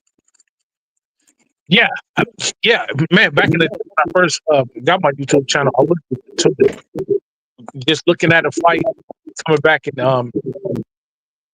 doing a fight review. Yeah, definitely. I'm definitely gonna get into that. Deontay Wilder's supposed to fight Francis Ngannou. Oh, damn! Yeah, I thought they already fought. Nah, they're supposed to fight, and it's coming up, and I'm feeling like just watching that and having a discussion about that too, because that shit is gonna be wild. Yeah, I'm into MMA. When do they fight? I gotta look it up. I don't even know. Yeah, let me schedule. Okay, yeah, let me know that so we can schedule it up here. That's what I haven't done in a minute. I haven't done the fight because I don't watch a lot of I don't watch boxing like that no more. I don't watch unless it's a big name, if it's Mayweather or something like that. But yeah, I definitely do because this is major level entertainment. So it's about all entertainment. It's about all sports, football, basketball, hockey, whatever. So anything. The heavyweight champ right now moved up from cruiserweight. He's a Ukrainian boxer, Alexander Usyk. And he just beat, what's that tall white dude's name from England? Tyson Fury. Tyson Fury, yeah. He just whooped his ass. Wow. Not too long ago. And my dude is Tyson Fury's about, what is he, like 6'9"? Yeah, he's a big man. Alexander Usyk is 6'2". Damn. And put it on him, 6'2", 240. Like, he's not a big guy. And beat the hell out of Tyson Fury, standing at 6'9", I think he came in at 280. Damn. And beat the brakes off of him. 40-pound disadvantage. So it's like, disadvantage. So it's like Kyrie fighting LeBron. Yeah. That's exactly what it's like. Like Kyrie fighting LeBron. Like, what is this? What's going on? That is crazy, bro. So, I mean, but beat the brakes off of him. And it's just like, you look at it, you analyze it, like, how did this happen? But it's also, in boxing, it's a state of mind, too. So, if you coming in 6'9", 280, like, I got this in the bag, you confident, overconfident, if you ask me. Yeah, I think there's a little bit more. Like, I'm going to have to put this work in. Of course, you know, the dude that's taking it serious is going to have to, you know, he's going to come up on top a lot of the times. But with Deontay Wilder and Francis Ngannou, that's going to be tough. Yeah. Because Francis Ngannou, man. What is Ngannou's like? What is he like 6? What is he, 6'2"? He's 6'5", he boxes at 270. Oh, god damn. Yeah. Hey, Wilder like 6. Yeah, he's 6'7", huh? Mm-hmm. 6'7", 240. He's like more like a basketball player than anything. Yeah. But he came in and yeah, so that's that fight. But yeah, but you watched when Francis Ngannou fought Tyson Fury, right? Oh yeah, man. That's Whoo! I was like, man, he won. Then they gave it to Tyson Fury because he was supposed to fight Usyk, and they didn't want to mess up the order. But I was like, man, he knocked him on his ass. I'm like, yo. And then he tried to weigh him down, and I'm like, that's an MMA dude. All he did was body him. I'm like, yeah, no, it's MMA that knows how to box. So he understands his body. He understands movement, footwork, yes. all that. So it's a lot different than, you know, a typical boxer going in against someone as big and heavy as Tyson Fury. So that was a sight to see. He bodied him. Yeah, because but Francis Ngannou fighting so him fighting, and then he did fight that other English dude, that British boxer. Man, I forget everybody's name, but he fought a British boxer, got knocked out in the second round or something like that. Damn. Yeah, but that British boxer didn't try to grab him and all this stuff. He was all hands. And his son just passed away. His son was 2 years old. Son had just passed away. So I'm like, yeah, I don't think he was. Yeah, can you imagine? You got a baby in the house and then you don't? That's going to kill you. Especially as a good father. You're a good father. You lose a son, or a daughter, that's going to kill you. I mean, you see what happened with Mike Tyson when he lost his daughter? Oh, man. Man, he went through some shit. So when you involved with your kids and stuff like that happens, you got to go out and perform. You're not going to perform. Yeah, I probably, man, that's I don't even want to imagine that. I probably would go out there. I'm like, I could imagine with Mike Tyson. Mike Tyson is he just seems so dangerous, bro. Like he can he talks. I've met him a couple times. I used to do it in the world, but it just he has that disposition about it. Like you got to be careful when you stay around him. Like you'd be like, if he asks you, hey, wait, what's your dessert? My favorite dessert is carrot cake. It's like he's kind of scared to say that because he look at you for a certain amount of time. He's like, well, I don't like cake. I don't like cake. I don't like it kind of cake. You know what, Mike? I don't either. I don't. I hate that shit. What do you say? You're the more peace scholar?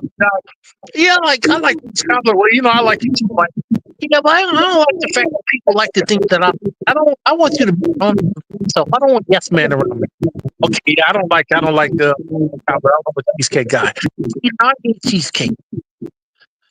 I'm like, well, what the fuck? Like, what do you want from me? What do you want from me? Did you see Mike Tyson next to Brendan Schaub? So they were watching a boxing match. Yeah. There was a bunch of them. They were doing a podcast. Brendan Schaub is this white boy. He's racist. And he starts talking and he starts downing Mike. Mike's sitting there and he's just like, yeah, well, no, I don't, no disrespect, Mike, but you're not even close to the best and this and that and that. I'm not joking. Mike Tyson gets up, grabs some fruit, puts his foot on the table, dick pointed toward homeboy, stood there and looked at him while he was eating his fruit. The homeboy looked away the whole time. He avoided eye contact while Mike Tyson's just staring at him. And I'm like, yo, man, Mike Tyson's about respect. He's about respect. He's about respect. He knows Mike Tyson is the greatest, in my opinion. Mm-hmm. You go in there 5'10", 220, and you just knocking everybody out. One of the best to ever do it, to step in the ring. Ever. Ever. All time. Right? And so it's like, but he doesn't like disrespect at all. He doesn't like all the talking, jibber jabber. He don't like all that. So I don't want to meet him. I just meet him.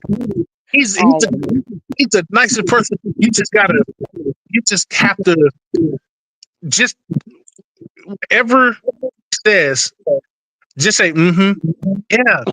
Oh man, for real? Oh yeah, facts.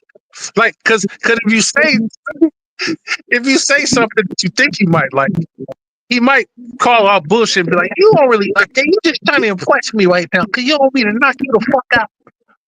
Yeah. Don't kiss too much ass. I'm saying, but Mike Tyson, one conversation that I would like to have with him would be philosophical because he's a great mind. He's an intelligent guy. He's very intelligent. Very intelligent. Very extremely intelligent. And you know what, Francis Ngannou, he actually, when you talk to him, people are like, I can't believe he's a fighter. If he wasn't this big, I wouldn't believe that he was a fighter. And the man's in his 40s now. Yeah. And so it's like, you know, he's still doing, he's like, I can't believe he's a fighter. He's so nice. Another one is Yoel Romero, Cuban dude, about 6 feet tall. Yeah. He just knocked out a heavyweight. He was fighting at 185, started fighting at 205, and then a heavyweight challenger. He said, all right. He went, he went in there and knocked his ass out in the first round, first few seconds, just cracked him. But when you meet him and talk to him, this man is so philosophical and calm, and yeah, you know, this and that. He got that raspy Cuban accent. You know, you could probably imitate that better than me, but here's just that, you know, it's not about the fight. It's about who you are as a man, and so on and so forth. There's another one of these men, never cheated on his wife, could have millions of times. I mean, this is a good-looking dude, built like a fucking, I don't even know. He just built, just gross. Like, why are you shaped like a superhero? You shouldn't look like that. Like a fucking Adonis statue. Yeah, this is unhuman. You should not look like a, you know, but he's very calm, treats everybody the same, with the same respect, you know, as does Francis Ngannou, same respect, all love and respect. And so it's like, you look at these men and you're like, man, you could just tear somebody apart, but you don't. You don't push yourself. You don't try to body nobody, you know, in a conversation. You're just real respectful and calm. And, you know, it's refreshing to see, because it's that, you know, you don't want to be a bully. You don't want to be a bully. Right. And you know you could be. And you know you could be. So it's like, man, he could, but he's not. And then that kind of makes you respect him too. Like, you know what, this dude, you know, he has great genetics and he's not imposing himself on anybody, you know? He's here for an intelligent conversation. You know, Mike Tyson's the same way, except he'll probably slap the shit out of you. Just because he's paying attention. It's out of disrespect, though. You know, you start being disrespectful, you're not having an intelligent conversation. Yeah, you know, I'm gonna slap the shit out of you. Like, you know. Mike is like Mike Tyson shit. He can do it, and I still respect him. He can do that. I still respect him. But he's not a bully. He's never rocked up and stone shit. But he gonna finish it. Mike is like a baby grizzly bear. Like they're you know, they are, and they seem harmless, but it's a baby grizzly bear, still 500 pounds. But he's a baby though. And then you go to slap him, and then he slap you. He's not trying to hurt you. He's just playing with you. He end up slapping. He's what his lips off. That dude, man, I do not want to meet that guy. What size shoe does he wear? I think Mike wearing R12. I think. I think he said that before. Yeah, I think he said like 11 or 12. Why are his forearms so long? That dude's forearms are long as fuck. I was like, why the fuck are his forearms so long? And this man's shoes, I thought he wore like a 13, because I think he's supposed to be like 6'5". And God said, you're already a demon in the body that 5'10". I gotta stop you here, Mike. Could you imagine if he was 6'5", like 265, 270, bro? Fuck no. God. No. He'd still be boxing, still be undisputed. Yeah, he's still undisputed. 6'5", 260, it'll be over for everybody. Oh man. He'll fight until he's 80. That's what I'm trying to I'm from Frisco, man. So back there, bro. That's gonna be my ultimate goal. My ultimate goal is to get back down to 240, bro, and try to stay there for the rest of my life. And because I tested myself the other day, issues I got, and I was like, man, I still hit hard. Like I still hit hard. Like that's not gonna ever go anywhere. But I'm like, man, I can't get into no fight right now. I'm back for it. I lean it over certain way. If I could just get one clean shot, I'm knocking the nigga the fuck out. I was like, dude, I gotta get back in shape, man. Hey, you know, in my garage, man, my garage is always open to you. But my garage, I just put up a 100-pound punching bag, and I got a speed bag in there. Not the one that you kind of get a rhythm to. The speed, but you know, speed ball. It's attached to the ceiling on the floor. Yeah. Yeah. And so, so anytime, man, anytime. That 100-pound, punch. Hey, bro. Hey, hey, you might want to reinforce that thing for fucking. I don't know, some sand. Hey man, knock it right off of the fucking stand. Knock it right off. It's on a freestanding stand right there, and I got a couple 100 pounds on, you know, weighing it down. Man, you are more than welcome. I want because I want to guy at work. I want to punch him so bad. You ever got that one dude? You just for no reason at all. He never talked to you or anything, but he just rub you the wrong way. Yeah. That's the one dude at work, man. Like, it's just the way he looks, the way he talks. He's snobby. I don't like snobby people. Like, everything is smart mouthed. Like, you ask him a simple question. Hey, man, what's your schedule looking like tonight? I want to know where you are. And he just smart about it. Well, I'm wherever you're not. Okay, what section? Because I won't know where I am until you know where you are. You're the only other guard tonight. So, you know, we're working the same section. I need to know. Yeah. Okay, well, let me check my app. At the app. He says, well, it's here on my app. According to my app, wherever you're not, where I'm going to be tonight. Wow. I'm like, okay, bro, thank you, punk motherfucker. Oh my god. Oh man. That's a lack of emotional intelligence and a lack of awareness. Yeah. Yeah, that's one of the dudes that just maybe he needs to get smacked one time. Like, hey, nigga, I'm not trying to talk to you to be funny. And he's one of those you know, he's the taekwondo buff, whatever. Taekwondo buff. He talks about it. Yeah, this that's fine. Oh, he's still talking. You know what happens? He be going to the gym getting smacked around, and then comes out in the world like, I gotta make up for it. That's what that is. Oh, well, little does he know, bro, how close his ass is. Remember, we work in the parking lot. Nobody really sees anything. It's nothing. It's LA Fitness over there. It's like, hey, I come behind this LA Fitness. You know, just walk up behind, turn around, be like, hey, pow, knock him out of the drag, put him on the golf course. Like, you know, that be playing the little play. They be trying to play with him. You know, he gets a little serious. Now, I can kick you in your hands and break it. I can break both of your hands. In your hands and break your hand. And everybody look like, hey, man, like, relax, dude. Like, chill. It's like, yeah, that's funny. You don't want to fuck with me because I can kick your hands. I'm like, oh, man, it's crazy. They don't understand. Yep. Man, next time, invite me to a Laker after a Laker game. Get me on there.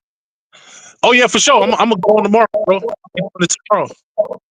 Okay, yeah. Let me know, because man, I'm telling you, I have to listen to the Laker game with the volume down at 0, because I do not like whatever Doncic. He might be a great person, but they are looking for this.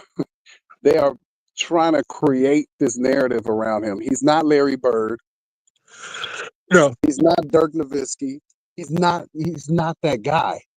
And so it's like, you know, even watching the game, you kind of see people just let him go because they know if you contest a shot, you're going to get a foul call. Yeah, he's going to the free throw. And you might get a 3-point play if the ball happens to go in. So it's really frustrating to watch. He's like a white James Harden. Somebody had said that on Lakers and Finals. But James Harden does the same thing. Like he goes to the free throw more than. Oh my goodness, it's so frustrating. Like, what is this? And then I see my man Russell Westbrook out there getting punched in the jaw. It's no calls. I'm like, yo. Hey, we were saying that. We were saying that like how dropped it to the rim and he barely gets called. You got to fucking clothesline. You got to damn near give him a liver shot. Or, oh, okay, bro, just got his spleen ruptured. Now let's talk foul. But fucking Austin Reeves, his headband move up 3 centimeters and they call him foul on him. Yep, it's crazy. They need to. It feels clear across the board. And if they say anything about the officials, they get fined. You remember when Shaq said, you know, he started talking shit about the referees, and they said, "Shaq, you're on live TV. I don't give a shit." He got fined. Hey, you know what? You give me an idea, bro. Start doing this every couple weeks. But I think Shaq is gonna be my new. He's gonna be my new. Yeah, I think I'm gonna use that's my new voicemail. Man, Shaq is a shit. Do it. That shit is crazy. I know your Obama is nuts. Hey, you know who I got on there now? Nah, who's that? I got Arnold on there now. So if you call me and I don't answer, I don't pick it up now. What? Who the fuck is this? I got the wrong number. Yeah, Arnold Schwarzenegger had who called me? Somebody had called me. Oh, I think it was Marlon had called me. And like you could tell that they was laughing before they came in and looking for a Major Cornell, and then she kind of like had like a laugh in her voice. She was like, "Hey, we're looking for Major Cornell." Yeah, lab results is going to be ready within a week. So it's just a friendly reminder from the hospital. And then you kind of tell the guy kind of after the like, what the fuck? That's hilarious. So I got doing him now. Doing probably go do Shaq next. After Shaq, I'm probably going to do. I don't know. I probably I got to think. But yeah, I'm definitely going Shaq next. Yeah. Yeah, anyway, get me on one of the Lakers shows. I'm ready. I'm ready to critique. I'm all that. Yeah, man. Yeah. Also, man, I'm gonna have to shoot you the 5 channel, man, where all the Lakers talking. Okay. You over there on the panel, man. In the chat, you're talking shit down in the chat. You know what I'm saying? I was watching the game today, and I was looking at Kawhi Leonard. I said, "What the fuck happened to you?" That dude, man. He was a man. Yeah. When his sister caught that murder case, man, his sister caught the murder case, and then his he just went through a lot of stuff, bro. Then in the fire, I think he had a family member that passed away. So I feel bad for that kid, man. He's going through a lot. That's why he's losing his hair. Like, you see his braids are going further and further back. Like, yeah, he just is stressed, bro. Like, that shit is hard. He only 32 years old. Yeah, man, he peaked. He peaked young, and that's crazy. But I mean, they go through shit. I mean, Karl Anthony Towns during COVID lost his mother and his family. Yeah. He lost a lot. He kept balling, you know, but you know, everybody's different. Yeah, that Dominican nigga, man. Yeah, he, you know. Karl Anthony Towns is Dominican? Uh-huh. Oh shit, I didn't know that. Yeah, I think his mom or his dad is Dominican and his mom was black, which really is black and black, really. Yeah. So he's kind of like my baby mama. They he's Dominican in that sense. But She claimed to be all straight. I'm black. Man, that's the only way to get it done. Shit. Yep. Can't be divvying up your ethnicity. Oh, I'm half it. I'm a quarter. All right, Tiger Woods, shut the fuck up. Police see me, all they go digga. Yeah. They don't care how light you are, how dark you are. Your ancestry has any Negro in it. You are. That's how it is. I mean, I don't know how many times I had to explain that too. It's like, yo, listen, black is black. Q-Tip said it. Black is black. It does not. It's. I mean, except for those that be trying to.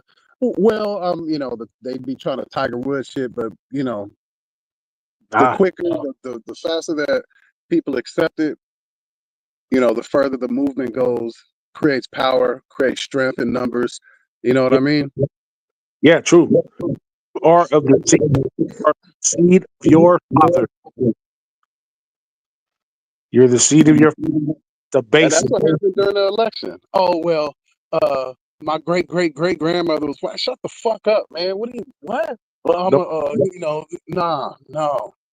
There's a couple of them dudes at my job. I'm like, nah, man. Well, I'm different. I'm not like them. What?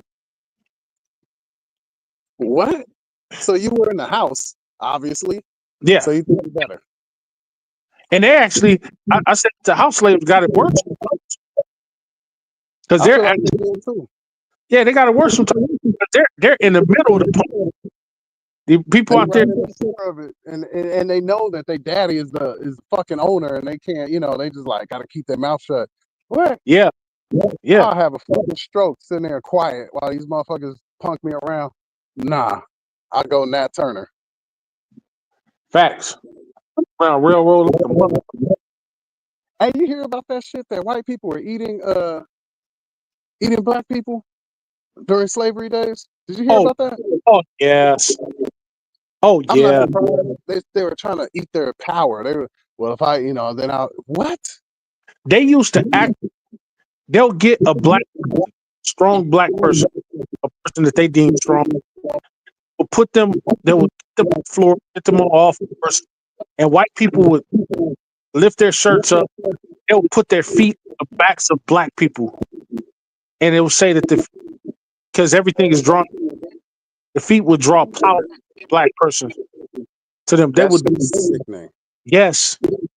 That's why they used to castrate, because they said these people, they carry the tool, the black man, black male, carry the tool that can about our civilization, about our dick. That's the obsession to this day. Yes, in this tool right here, this tool, this one black buck can screw 5 white women, wipe out that whole generation right there. Just in those 5 white women families in 25 years. I was like, dang. The hatred. Hatred. Ask them. I wish you could ask one of them. Like, hey, ask one of them white guys. Like, hey, you see the difference between me and him? Nah. Nope. I don't. I'm gonna eat you anyway. I'm like, damn. I'm gonna cut your dick off and we gonna eat it for dinner tonight. Yeah, them sick people, man. Not only are they're mutated minds, bro. They're not real. The earth is killing them right now. You see, Italy is going blank right now. They losing population because the sun is killing them.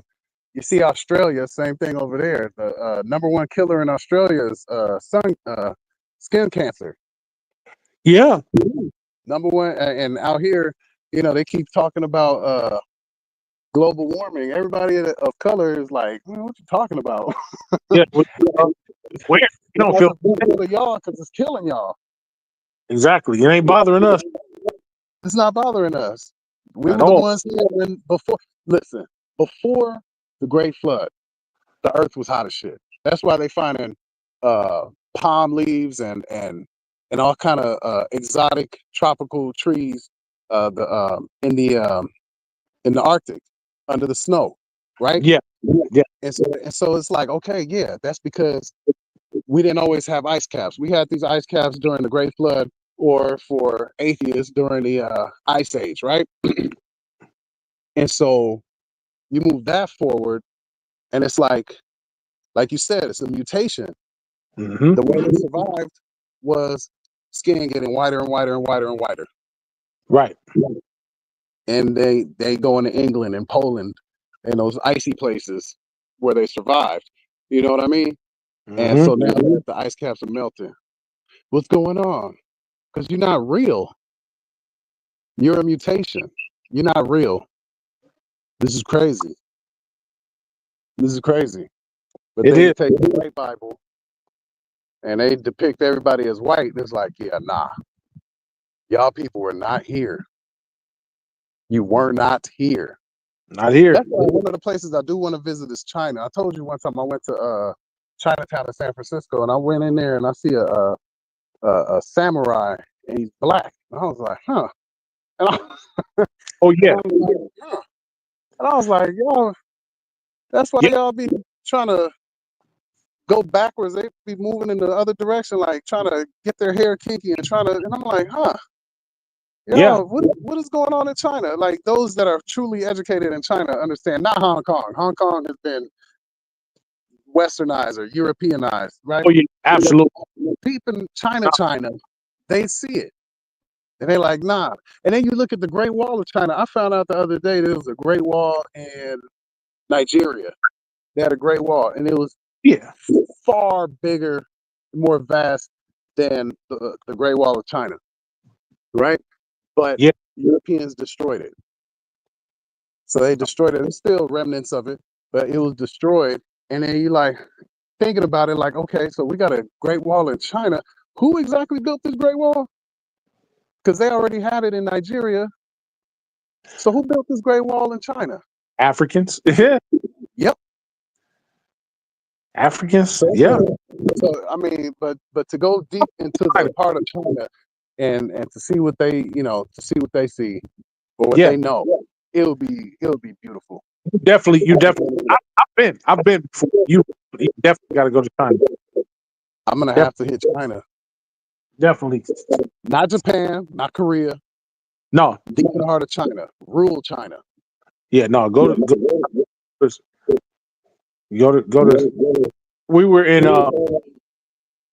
Beijing. I went to Hong Kong. I went to Zemino. It's just the food alone. Walking on the streets, you're like, I mean, everything it's like what we have out here. Their version of it out there, so much different. It's that alone was. You're like, damn, they got McDonald's, like, but it ain't shit on the damn menu recognizable, except probably for the Big Mac or Chicken McNugget. But everything else, is like fucking the duck sandwich, duck burger, fucking it's just different. It's just a lot different up there. I'm gonna have to get to China. I'm gonna have to. You got to, man. You got to get out there just for the culture of it. And like when you go to certain places, man, they love us out there. They love black people. Certain places. Some places are, just like every place, ain't really used to seeing that, so you might get looks and stares. But for the most part, it's pretty cool out there. I'm gonna have to hit China. Definitely. All right, so man, I'm gonna live for tomorrow or for later on tomorrow, and you can come to talk. I'll do a solo show, but I'll turn it full up show after I do some introduction and stuff like that. Read the box score and stuff. And then we'll go from there. I'm about to slap this phone on the charger and call it a night. All right, man. Well, just let me know what's up, and I'll be available. For sure. Yo, this has been another talk, Major Level Entertainment. Thank y'all for showing up. Stay tuned for the outro. Peace and blessings, y'all. was major.